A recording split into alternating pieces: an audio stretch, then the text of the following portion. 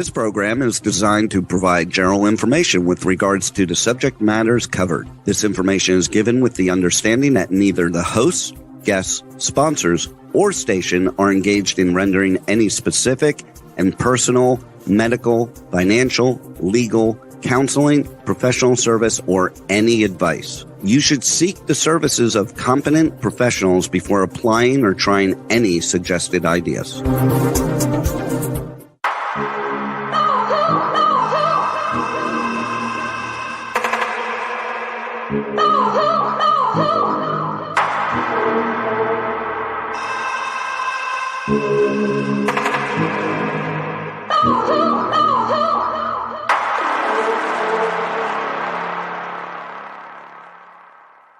Good morning, true seekers and true crime junkies. Welcome back to another episode of Hit the Road Jack, Finding the Zodiac.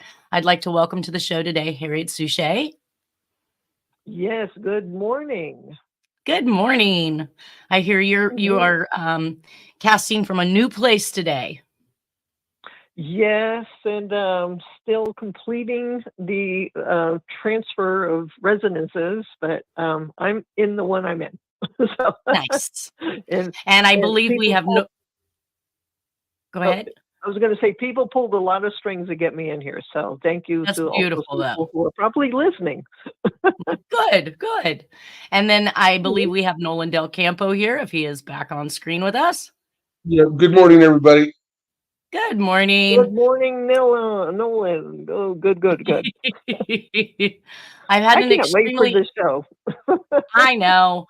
I had an extremely interesting week. I began transcribing a case from the 1850s, which is obviously in that very ornate script, as one would see in like the Declaration of Independence. Now, of course, this is a secretary who is taking notes of the case that involves the Mexican land grants in California back from the 1800s. And he is using very much shorthand, if even articulating letters at all in the script, and sometimes having run-on words, which means he could put the words "I have known" all together as one single word, and of course it's not articulated greatly to be able to identify three different words. So it's a really complicated job, but it's extremely interesting to see what was going on in California back in the 1800s, these land grants that were given, and then of course the United States was trying to come in and take that land away. Yeah, a lot of brown people getting swindled. Pretty much. Yeah. And nearly every name. What's that? And well, Native Americans are brown too, but yeah, both the former Mexicans and the Native Americans got cheated out of a bunch of land. Well, I was happy to see that in my research, I came to the end fairly quickly because I was trying to make sure I had the names of the players in the case correctly, that Mr. Vallejo did, in fact, win his case and was able to keep the Rancho Suscal, or Soscal, as we probably know it. But I was seeing names like Monterey, Vaca, Vallejo, Benicia. So all of these names were names after individuals that were given these particular properties. So it's interesting to now see the history of these cities, which I grew up in. Well, Vallejo is one of the biggest property owners in the whole state, especially Northern California. And all the land that used to be land that is now Lake Berryessa, he owned all that land, as well as more. Yeah. So I'm seeing in the depositions where they're mapping out, or at least giving natural objects to give us a guide as to what property was actually owned by him. So you get to see what area, from what area to another. So it was from Sassoon Bay to the mouth of Napa River. I mean, the logistics of trying to identify how much property was actually granted to him was interesting to go through these depositions and see all of these individuals talking about what they believed that was given to them. And it was by Governor Michael, I don't know if I'm going to say it correctly, but Michael Torrena or Michel Torrena. Does that sound familiar to you? I think it's that's the governor at the time that granted. And he evidently must have been the first governor of California, because California became a state in 1849, and that was 1850. Yep. Well, he had passed. So by the Mhm. time we're doing these depositions in 1852, he's dead. And that's why everybody's trying to identify how much of the land this governor, and I believe he was a governor also associated with Mexico. So he was, they were asking whether or not he had the powers to grant California land, was also one of the questions coming from the United States side. Either way, Mhm. it's a big job, 334 pages long to transcribe not only 1800 script, but the idiosyncrasies of an Mhm. author who tends to use shorthand, run on words, and then literally, in a lot of cases, it's just humps that he's executed. And I've got a first letter and a last letter, and I've got to figure out what that word says. Another thing that legally regarding the land grants and things like that in California, Texas, and other areas Southwest is the Treaty of Guadalupe Hidalgo, which is the treaty that ended the Mexican-American War. That Yes, and I by that believe that they're treaty, all the talking about Southwest that. came to the United States. Yeah, and Yes. so the part of that treaty, the United States as an entity was supposed to honor the land grants. So I think that's what Right. this case is And then the about. United States then California, decided United they States interplay. Right, and then the United States decided they didn't wanna play that game. They Right. so this is basically Vallejo against the US in order to keep his lands, describe what those property lands are, and the jurisdiction of those lands. So, on another note, Interesting. I was um, comped tickets last night to the Better Business Bureau Torch Awards, which I had seen the email come across. And of course, I'm getting ready to leave the country. So I didn't think I was going to entertain it. And they called and asked me to come and offered me tickets for dinner. And it turns out that they actually awarded me, let's see if we can see this. I received a Mhm. milestone award for 10 years for an A+ better rating with the Better Business Bureau for ethics and morals and integrity, which I thought was absolutely awesome. It is I guess awesome. it just means, yeah, I guess it just means that and let's not forget the beautiful little notebook that I got, right? So I can now take some notes somewhere. I don't know. Good times though. Proud of Uh, Well, you. thank we're going to be you. working together on the Backus case. Yes. I did hear that you Yeah. were very interested in taking that on. I'm kind of excited myself because I've been watching them painstakingly go through this on their own without any help, and I'm glad that you're on board. They waited too long. Yeah, I mean, they got some deadlines coming up, but anyway, it's a whole different matter. But I yeah, know, I know. All right, so let's get back to the show at this. Oh, and Netflix just dropped a new Zodiac docu-series. Now, of course, the second that I went to populate it and turn it on, I could see that the cover of their advertisement actually had an obscured version of Arthur Lee Allen's face. And so I right. let it sit there and play as if it's on its trailer. I didn't actually start the movie because once I saw his face, I was disinterested. There is no way I'm going to watch another video or another anything that says Arthur Lee Allen is the Zodiac killer. But as the trailer played to kind of get you excited, involved, I'm seeing his friends, his family, people who knew him. These people all actually climbed onto this particular movie. And I don't know if it's because of their 15 minutes of fame and they get to be on TV, why they would do something like this. But they are literally all up there to say, oh, I can't believe that he was, but it turns out he is. And they are literally running an entire documentary on Arthur Lee Allen, who has been cleared 5 ways from Sunday. And we've shown you how through the Mhm. FOIA files. They've searched 3 different properties that he owned, including his mother's. They found absolutely no evidence. The handwriting was not a match. The fingerprints were not a match. The DNA was not a match.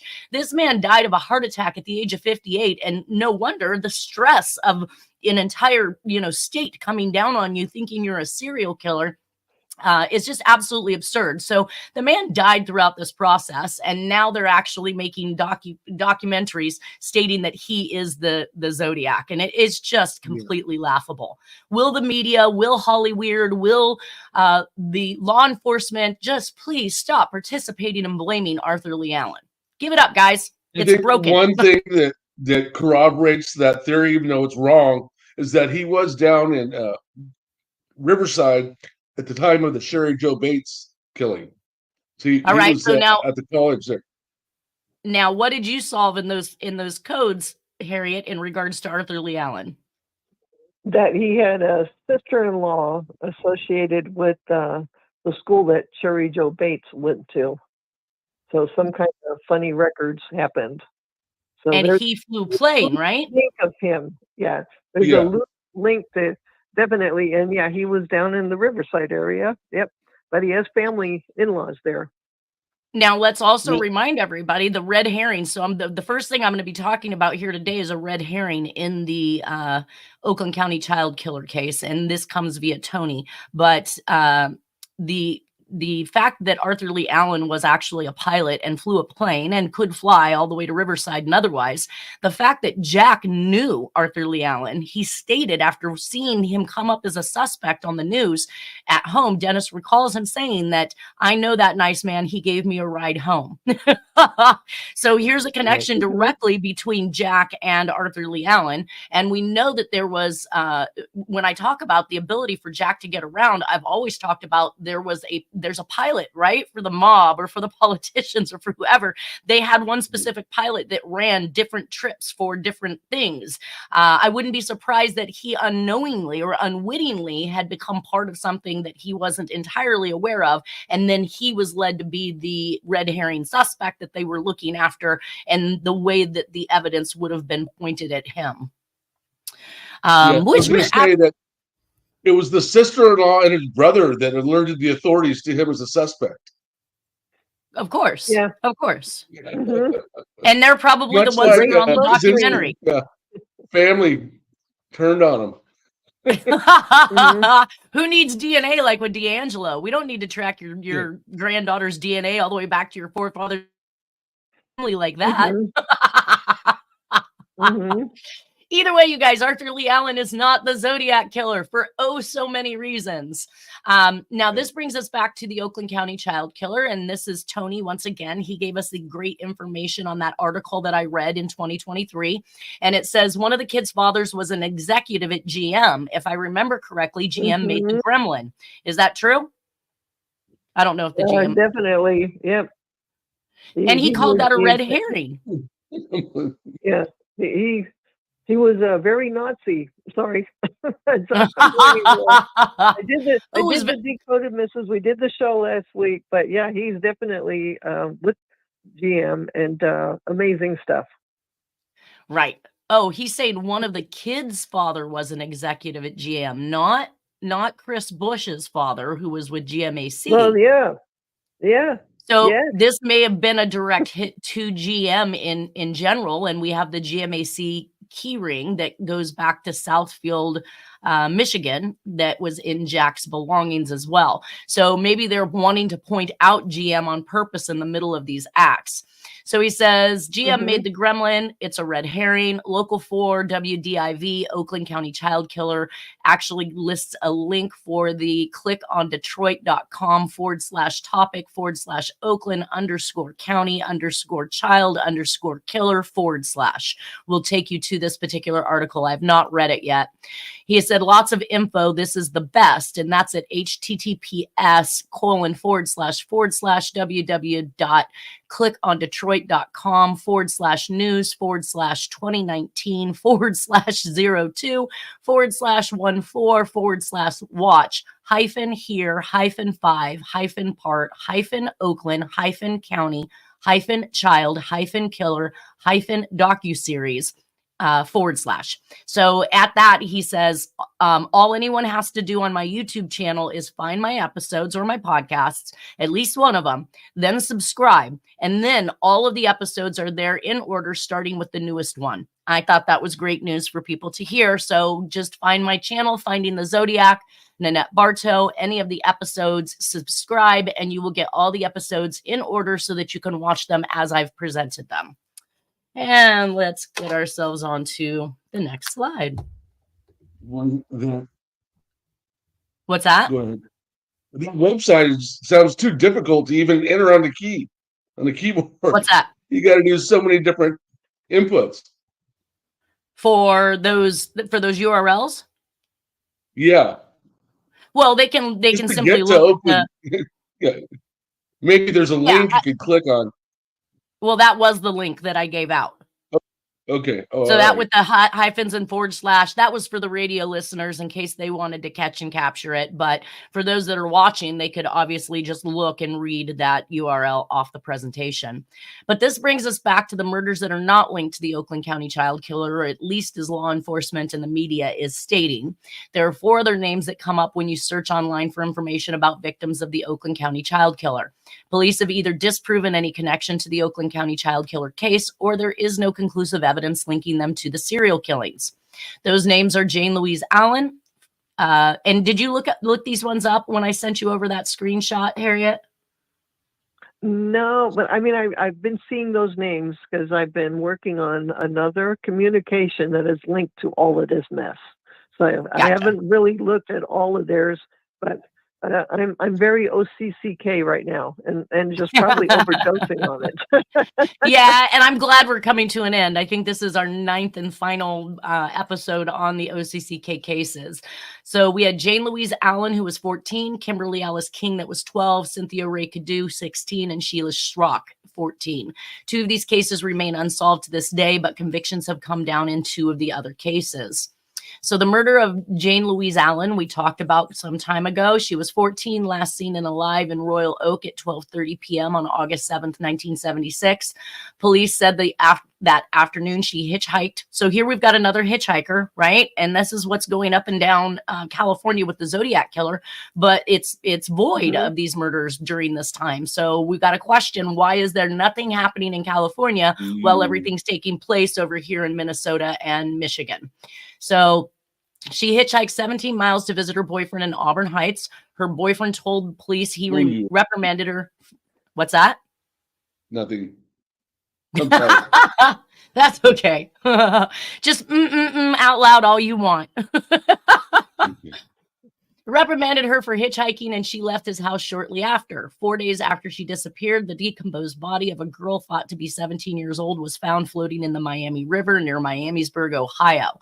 Her hands were tied behind her back with pieces of a white t-shirt. Clothing, jewelry, and a recently sutured cut on her wrist led police to identify her as Jane Allen. The coroner in Ohio believes she was dead before she was thrown into the river, possibly from carbon monoxide poisoning. Now, I want to say, how are they determining that there's no connection or evidence that connects these murders when we know that one of the victims from OCCK died from poisoning, correct? Yep, carbon monoxide poisoning. 3 of them. Royal Oak are the towns in Oakland County? Royal Oaks. She was last seen in she was last seen in Royal Oaks, but her body was found in the Miami River near Miamisburg, Ohio. Right. Right. I'd have to see how that plays out on the scheme of things, but then we've got them being abducted from one jurisdiction and then being found in another jurisdiction, which again causes that crossfighting of law enforcement. Who gets the case? So her hands were tied behind her back with pieces of a white t-shirt, clothing, jewelry, and recently sutured cut on her wrist led piece. Oh, I got that one. Carbon monoxide poisoning. So really my statement is they're stating that there's nothing that connects the two, when the reality is we have somebody in the OCC case that had passed from a carbon monoxide poisoning. So that was Mihalek. Right. Definitely. So why are they saying there's nothing that connected it? And the town she was seen in are in Michigan. She's from Michigan, right? Right. These are all people taken out of Michigan. Yes. Yeah. That's where the police department got that funny letter.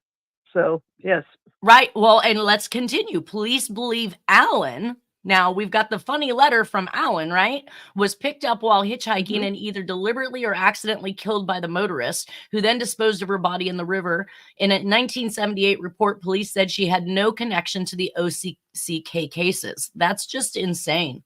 How are they going to make a connection if the MO is the same? But I think this is where it comes back to them doing the link analysis. It was very complicated for law enforcement to do a link analysis, especially when there was a great divide in the area in which the individual was either abducted or dumped, or, the MOs are different, or the time frame is just out of whack for them. So they just really can't see to link these things. But I think the carbon monoxide poisoning is a very good reason to link this to the OCCK cases. Let's see. The disappearance of Kimberly Alice King disappeared in 1979 and has still not been found. She is not related to Tim King, but King, and we talked about this, I believe, in the DC Freeway Phantom cases where they had same names, right? Same first names, some had same last names. It was kind of like this name game thing that was going on. Kimberly King was last seen on September 16th, 1975 at a friend's house in Warren. She walked from her friend's house and went to payphone to call her sister. So now we've got that payphone relation, which is probably a liquor store or a convenience store. Her sister told her she shouldn't be out on the street at that hour and told her to return to her friend's home. Kimberly King returned to the home but left out a window around 11 p.m. that night. Officials believe she was murdered. Officials have not noted a confirmed link to the OCCK case, but her name is mentioned in several websites.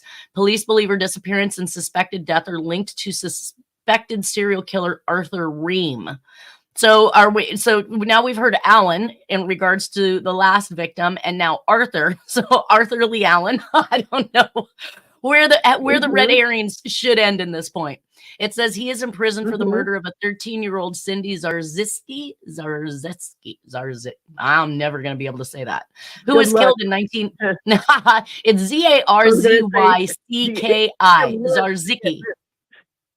I'm just going to say it took me 3 weeks to get my Helix name pronunciation correct. So good luck on that. So who was killed in 1986? Police believe Ream is responsible for 4 to 6 murders. So it sounds to me like they're hanging their hat on this guy. The murder of Cynthia Ray Cadieux, 16, was last seen at 8:30 p.m. on January 15th, 1976 in Roseville. Her nude body was found at 1:05 a.m. the next morning on the side of Franklin Road in Bloomfield Township by a motorist. Police said her skull had been crushed by a blunt instrument. Police said she had been abducted, sexually assaulted, murdered, and dumped on the roadside. Her clothing was never found. Bobby Anglin, also known as Robert L. Anglin, was convicted of first-degree murder in 1979 and sentenced to life in prison. It'd be interesting to figure out what Mr. Bobby Anglin has to say. The murder of Sheila Schrock, 14, was sexually assaulted and then shot and killed on January 19th, 1976 while babysitting at a home in Birmingham. Schrock, an orphan, lived with her older brother in Birmingham. At 8:30 p.m. on the day she was murdered, Schrock was babysitting in an upstairs room of a home on Via Street. A man accused of breaking into 3 other houses in the neighborhood using a pry bar and a screwdriver broke into the home Schrock was in, according to reports. A neighbor said they were on their roof shoveling snow when they saw a man sexually assault her and then kill her with a series of shots from a pistol. Oliver Rhodes Andrews was convicted of first-degree murder in the death of Sheila Schrock. He was sentenced to life in prison in 1979. According to a 1976 report, Andrews confessed in a 4-hour confession that he sexually assaulted Schrock and shot her 5 times. He said he believed the home was empty when he broke in and Schrock surprised him. Andrews was suspected of around 200 burglaries in several states. So again, we have a burglar who is now admitting to having killed somebody. He didn't believe anybody was home. So where did the sexual assault come in if he's just a burglar who's burglarizing homes? So he stepped up his game at this point. Yeah, he becomes a rapist and a murderer outside of a robber. And you're stating that he's done this only one time in 200 burglaries? Very interesting. I don't believe it. I know. I always have to wonder what they've got going on when they get these confessions. So Tony also at the end of this article gave us the Watch the 5-part Oakland County Child Killer docuseries. This might have been the URLs that I was giving you in the beginning of this show, but it lists 5 different episodes. You can find them at the link beneath my beneath the white box is a blue link, which again is the clickondetroit.com. And it's the local 2023 article that we're looking at right now. But you should be able to then go click on these other links for chapter 1 through 5 of the docuseries. I did make contact with Kathy Broad, which is the sister to Timothy King. I also reached out to Corey Williams, investigator for Wayne County Prosecutor's Office, retired Lieutenant Detective Jack Kallenfleisch, was emailed. Lieutenant Gary Miller at the Oakland County PD was also emailed and I requested a copy of the Dantle letter. He never responded.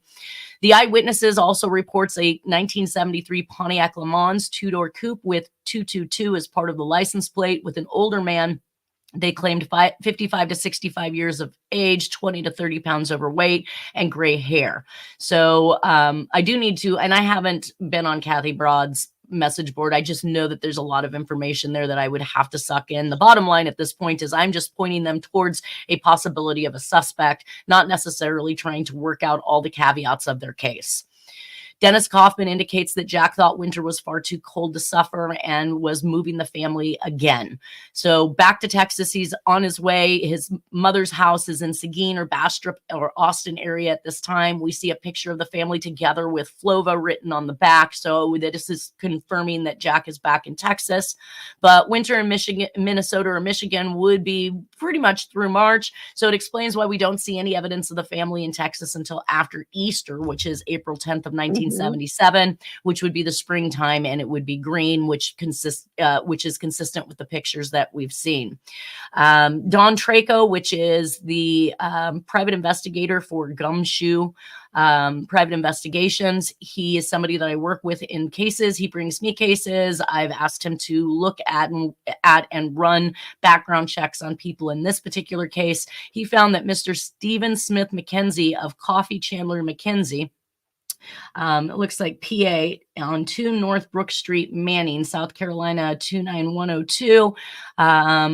It looks like he gave me his email and phone number. This may well be my reference to the coffee fellow in the pics following these murders. So we're going to have some more information coming up in regards to coffee. Now, I did take a look at this particular, are we at the solve of it? We did the solve of this last week, and I wanted to just oppose it to other writings in here, including something from the Sherry Jo Bates case. So we can see down here the Press Estates in Riverside with these blown up and overinflated letters like the letter P. We can see some of that happening here in the R's as well. I haven't done a complete rundown on it, but it does not look like it is Jack's handwriting as I posed that. Right. Albeit that letter E in the funky little way it leans to the side with a smaller top portion and a loop in the center. There is some consistency there, but I did not find that anything else was a match. But when I was looking at this, I noticed that on the explosive papers was that high back A. And the high back A is something that I talk about in the Zodiac writings, because I believe the individual actually normally would use the bell top A, which has the little overhang or top on it. And that in the case of attempting to remove that bell top in order to not be identified, we ended up with these, what I called high back A's. So it looks like a shortened stem on a D, but it's much taller than the bowl of the A. And that's why I call it a high back. I also looked at— Can I say something? Yes. Can I interject? Yes. Okay, when I was surprised to see that according to the method that is coming from James Earl Carter, the president at the time, he just got elected. And so I have good news for a lot of people to hear that there's going to be more good things about Jimmy Carter, even though Jack was pissed off at him sometimes. But I looked at Jimmy Carter's handwriting, and to this unprofessional, a lot of what's in there looks very close to how he wrote in 1977. So you'll have to pass that on to me, because I do want to do an examination and in comparison to both Jack to Carol Settlemyre, because when I get into Carol Settlemyre, and we talked about this before, the blown up P and the way that P is formed in police is very consistent with the blown up P in the Press Riverside letters. That's the only thing I saw, and then I thought the rest was like, okay, Jimmy Carter, woo, okay. Well, anyway, let's look at let's look at the word Raoul's here. So here we have Raoul's or Paul's, and maybe it's Paul's, but just connected off of the bowl. But when I look at that, again, we have basically the same blown up reference, we have an angular point on the bottom of that particular letter, and the round as it comes back is pointed in the same direction. There is definitely some consistency, so I would like to do some handwriting examinations in comparison to this as well. Whose notebook is that? This was a phone book of a Carol Settlemeyer. It was found in Jack's belongings. When Dennis had dropped a bunch of Jack's belongings, I came across this phone book. I saw these receipts, and they're dated 12/20 of 76, which was around, is that Mahelic? December? No, that's I believe Stebbins is 1976. Stebbins?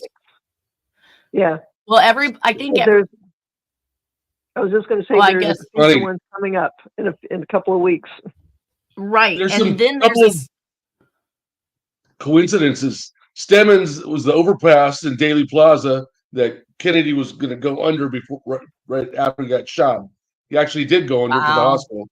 And then Raul, there's a guy named Raul that was involved in the Martin Luther King assassination. He was the handler of James Earl Ray. Oh, wow. Exactly. Who was a patsy as well. Well, we see a second receipt. Coincidences. A second receipt down here is dated March 3rd of 1977, which is within days and time frame of Timothy King's murder. So I saw these two receipts with these dates on them and was absolutely shocked. When I opened up the actual phone book, I found that majority of the information in it was from Michigan. So I started calling some of the family members that I believed were family members listed in the book. And I found either a sister or an aunt. I want to say it was a sister. Maybe I was passed through. I spoke to somebody first. They connected me with another individual where I was told that Carol Settlemeyer up and disappeared in 1977. They thought she had been killed. They thought she was dead. They hadn't heard from her for almost 30 years until 1993 when the Rangers had shown up in California to find her, to let her know that her father had passed. So that's when it came about that she was over in the California area, and she had literally moved from Michigan to South Lake Tahoe, which is where Jack left when he went there. What is the irony of that? Jack comes from South Lake Tahoe and moves to Cotton, Minnesota, where he's frequenting Michigan. And then this woman from Michigan is moving out of the state, not letting any family member know what happened to her, and they just presumed she was dead. I tracked her all the way back to Portola, California at some point. So basically some of the summary evidence of the OCCK murders in Michigan from 1976 to 77 and Cotton, Minnesota, unsolved murders in 1974. We are going to get to one more unsolved murder once we're done with this summary, and I believe that's the exit murder before Jack actually leaves to Texas. It says Jack has a picture circa 52 to 54 of a plane leaving the snow, a billboard of the nuclear power plant in Charlevoix, Michigan, a keychain with a Southfield return address if lost from GMAC, and several pics when it is green and with snow on the ground, and this is giving him proximity to the area. Dennis claimed that Jack was gone a lot during this time under the guise of hunting to feed the family. There are murders in Cotton, Minnesota and in Michigan, while the Zodiac has seemed to go silent in California. We see the by rope, by gun, and by poisoning, all of which has occurred in California with all the other murders. We have handwritten and typewritten messages, as we've seen in many of these cases. And there seems to be a ring of people involved based on the general census of those investigating these cases. The plight and offerings of the Dr. Danto letters show similarity in the same concepts we've covered in previous crimes, and Jack should be considered plausible for these attacks. Or at least involved. Hunting. Yeah, there's a possibility of being involved, being the author, being, the killer even, literally at some point. They did state that at one of the crime scenes, there was a vehicle that had backed up into a snowbank and left an impression of the taillight, which I believe they were able to identify some sort of car off of, but I haven't found that information again. So I do want to go back and see if I can locate that. So the Oakland County murders involve 4 different MOs, all children, bathed, clothes are cleaned, and laid out within public view, including the police department. This should be investigated.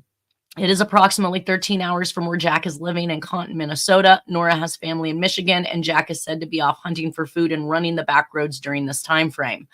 Dennis remembers Jack sending him out with a .22 rifle during this time and telling him not to come back until he killed something. But Dennis didn't have the heart for this, and that if Dennis would just kill something, he and Jack could be friends. That is such an odd statement to make to a child. I just can't even imagine. If you kill something, we can be friends. So that leads us to the final murder. He was hunting something. He was hunting everything. Yeah, he was hunting the Nazis. So he was being very semantic by stating that, because that's what I got to solve. He was sent to hunt those Nazis. I believe 3 of them, and the people associated that helped them get here. So we're going to hear more about that in the next couple of weeks. Jeez. Right. And so shortly after the murder of Timothy King, within days, if not a week or so, on March 24th, 1977, 19-year-old Cindy Joy Elias on a logging road 8 miles north of Aurora, Minnesota, buried under a pile of trash, multi-traumatic head injuries, last seen in Virginia, Minnesota at a bar saying she was going to hitchhike since she was unable to find a ride. The dump site was far northeast along the road before crossing into Lake Superior and into Canada. Here's another Canada connection. It is my belief that it is this exit murder for Jack. Michigan and Minnesota never see this murder again. So this is pretty much the last murder we're going to see in this area, which is how many of the crime sprees end. So keep in mind that California is free of serial killings once again while Jack is gone. This has a Canada relation, and this would have been Jack's last Minnesota murder on his way out of the damn cold. I theorize that this was more the time frame when Jack would have moved the family, or possibly even moved the family and came back to get belongings. Either way, there's always some type of an exit murder after he leaves, and we can follow his work right on into the next state, which is Texas. Dennis speaks about a man coming from Minnesota to Texas with them, which was interesting. He believed that his name was John Hatfield or Hackfield, who they really didn't know, he claimed. But Stephen Dewhurst indicates that this John came to live with Dennis and the family in 1974 in Placerville, per his book. So I'm not sure how I could track this individual. I don't even know what he looks like to see if he's in any of the pictures. But it says, let's see. But he tells the story as if it had occurred in Texas at Jack's mobile home, which is clearly in 1977. So maybe even the time frames are off on Stephen's book. Stephen Dewhurst's book indicates that it was late winter 1976 and early 1977, towards springtime, that Jack moved the family from Minnesota to Texas. I tend to believe that it was springtime, since this would be more convenient to pack up and haul the whole family to another state. Says Jack got mad at John one night for telling the kids some of the things he and Jack had been up to when they were in Minnesota. Jack began beating him with the table leg, per Dennis, about the head. Jack came to and realized the children were all watching him and sent them to their room. However, Dennis said he will never forget the sound of the table leg hitting that man's head through the bedroom door. When they woke up the next day, the man was no longer seen again, and Jack paid the kids to bleach and clean the floors and area where John took the beating. So evidently, he said the area had been covered in blood, and the kids actually had to be the ones to clean it up. That's just disgusting. In Dennis Kaufman's book, the 1977 move from Minnesota to Texas at the end of winter is being proven by his own statements here. It says 1977 in Austin, Texas, we have to call the bomb squad out to the house because the dynamite was unstable and could have been very easily set off. This is the dynamite that I refer to that Jack purchased while he was in Minnesota. He claimed to have been blowing up tree stumps. We'll never know. Jack never went to jail for being in possession of the explosives. Dennis said it was legal in Minnesota, but not in Texas. In 1978, Austin, Texas, my younger brother Charles is born. He is Jack's real son. Jack got into a fight when we lived in Austin, and after he beat this guy with the table leg, I overheard Jack tell this guy, "Don't make me have to hurt you. I had to shoot a man in the face once. I don't want to have to do that again." Once, huh? Only once, Jack? Yeah. Now here's a picture where I've come to the understanding that Dennis remembers a lifestyle of moving from place to place in a travel trailer, moving from school to school until 1981. And Dennis remembers attending as many as 20 schools from the time of kindergarten until he quit school in the 10th grade. We do find a picture of Nora.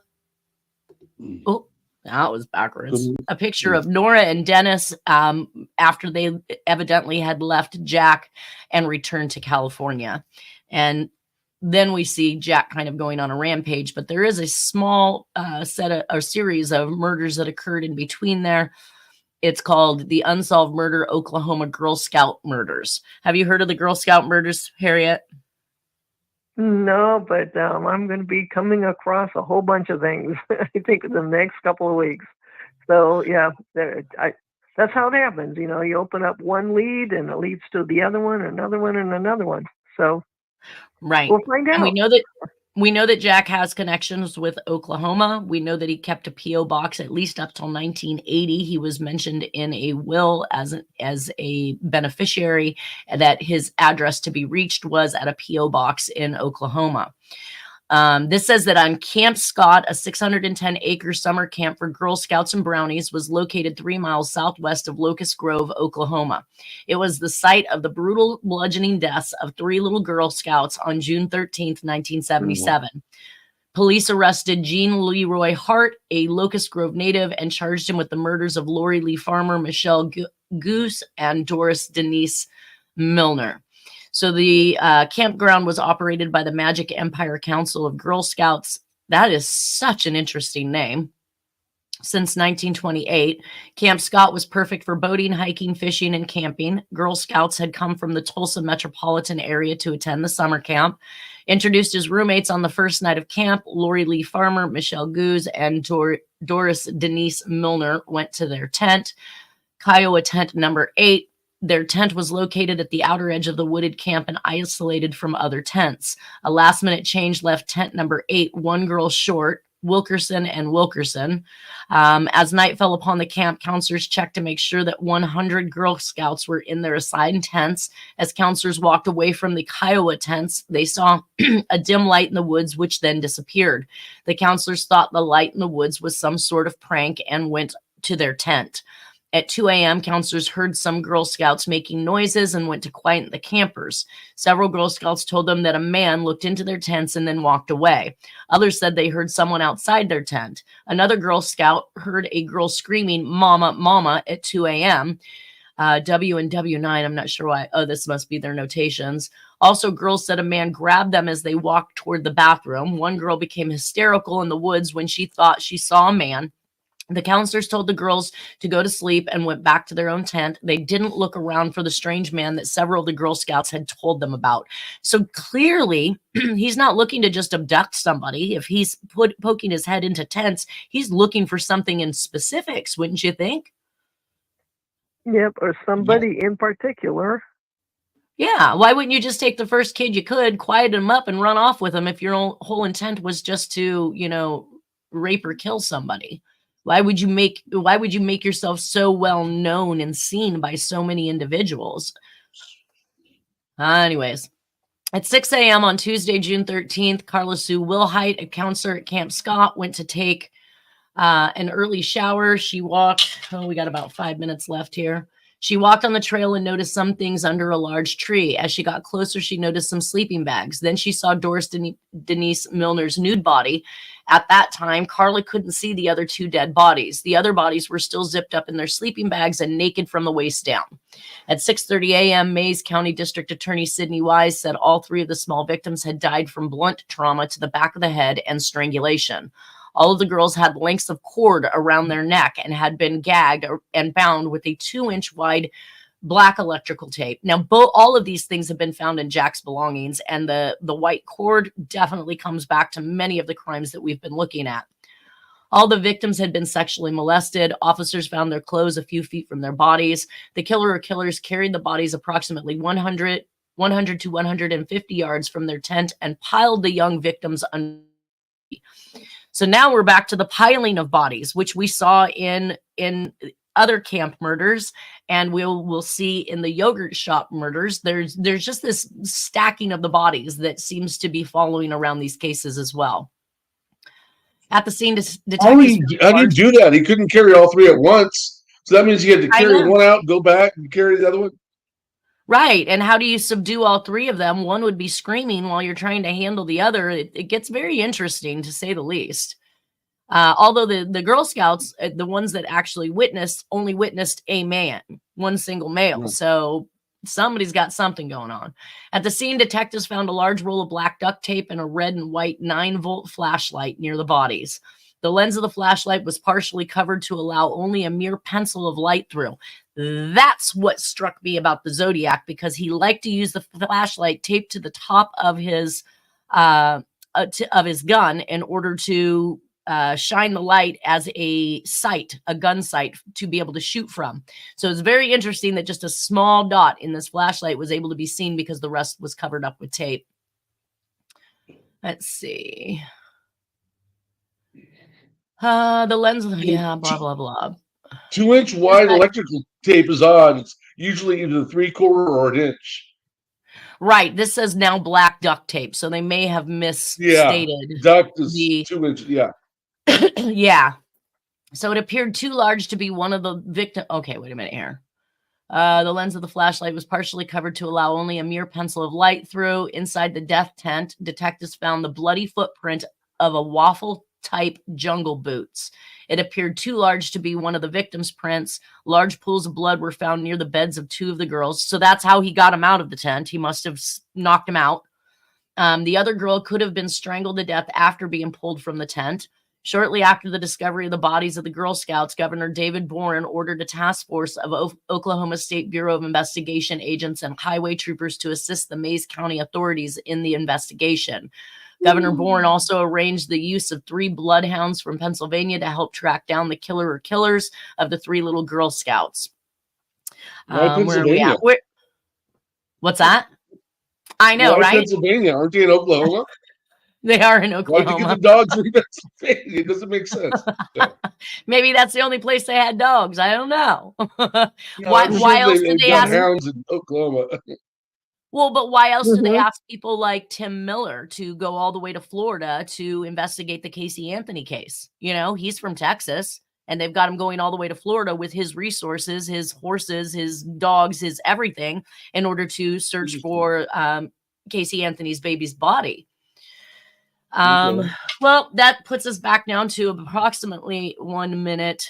I know we got started a little late on the clock, but it shows here on my end. We'll probably just have to continue this on our next show. Is there anything that either of you two would like to add? No, I'm just looking forward to things like the yogurt shop murders. Is that in Sacramento, by the way? That's in Texas, and I want to say that's in 1991. Okay. Well, we got some stuff that involves the yogurt shop coming up in your solves. It has to do with the 1980s and the one that was in Sacramento. Interesting. And I believe, if I'm correct in my recollections, is that this is another time in which Nora has left Jack when the yogurt shop murders occur. So Jack is back in Texas with mom, and I believe that there's evidence that supports that. And Nora has left Jack once again. But I want to say the yogurt shop murders were, maybe it is in the 80s, but I want to say that it was 1990, in the 1990s. But we'll see once we get there. We're getting close. We're finally getting out of the 70s. All right, you guys. Well, everyone, more shows. I know, 100%. We're getting there. Well, I want everybody to have a wonderful weekend. Take care of yourself, and we will see you next week for another episode. Yes, thank you.